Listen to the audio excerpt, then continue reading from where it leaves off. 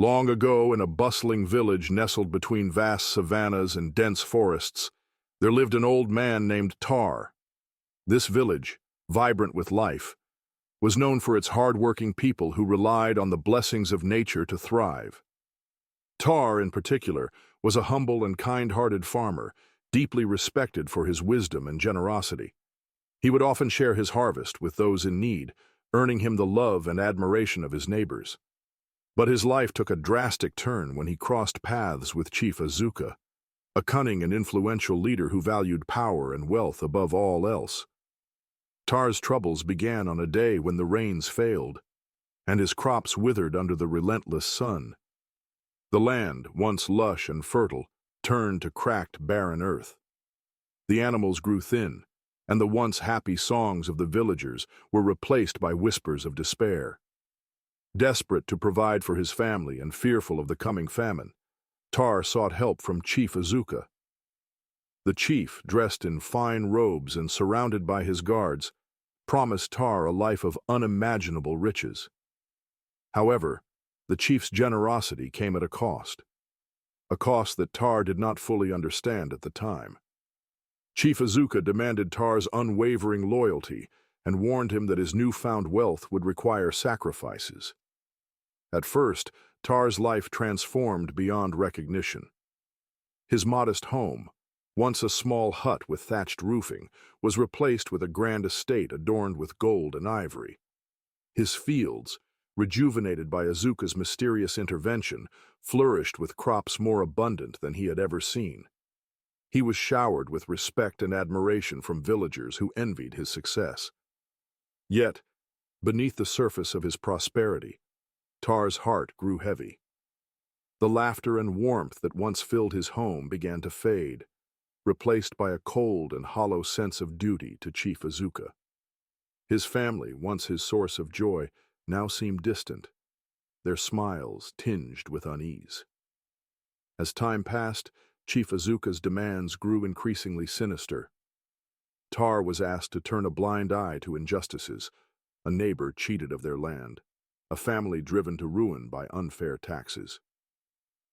Then came the requests to betray his friends, exposing their secrets for Azuka's gain.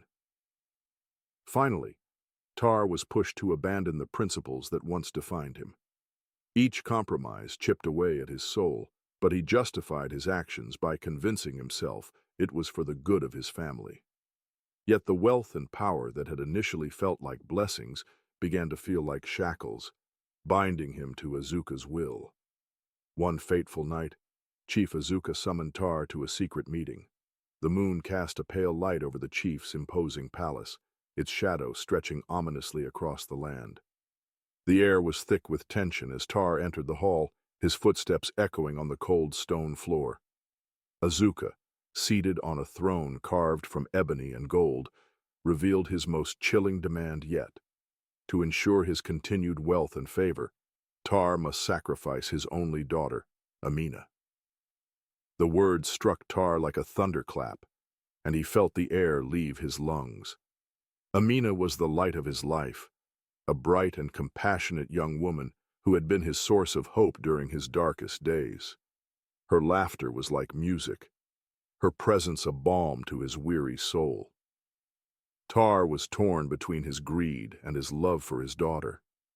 He spent sleepless nights wrestling with his conscience, haunted by visions of Amina's innocent face. The wealth that once seemed like a blessing now felt like a curse, binding him to a path of destruction. He avoided his family, unable to face the questions in their eyes, and wandered the village like a ghost of his former self. When the day of the ritual arrived, Tar's wife, Zuri, sensed something was deeply wrong. Zuri, a strong and perceptive woman, had long suspected that her husband's riches came at a terrible cost, but she never imagined it would endanger their family. With quiet determination, Zuri followed Tar to the clearing where the ritual was to take place. The forest seemed darker than usual, its ancient trees looming like silent witnesses to the unfolding tragedy. As Tar prepared to carry out Chief Azuka's orders, Zuri stepped forward with the fierce courage of a lioness protecting her cub. she confronted her husband, her voice steady and filled with sorrow. She reminded him of the man he used to be, a man who cherished his family above all else. She spoke of the days when they had little but were happy, the times when love and laughter filled their home. Zuri's words pierced through the fog of greed that had clouded Tar's mind.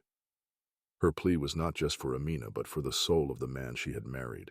In that moment, Tar realized the depth of his folly. He dropped to his knees, overwhelmed by shame and regret.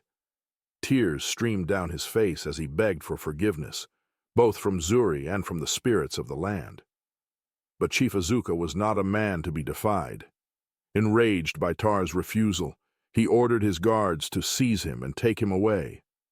Zuri and Amina clung to each other, their love and unity a shield against the chief's wrath. Tar was imprisoned, his wealth stripped away, and his reputation shattered. Yet, as he sat in his cell, he felt a sense of peace for the first time in years. He had chosen his family over riches, and though he had lost everything, he had regained the love and respect of Zuri and Amina. The walls of the prison could not confine the freedom he felt in his heart. The village soon learned of Tar's downfall and the role Chief Azuka had played in his corruption. Outraged, the people rose against the chief, driving him out and vowing to rebuild their community on a foundation of integrity and justice. They dismantled the symbols of Azuka's tyranny and replanted the fields with crops that would sustain them all.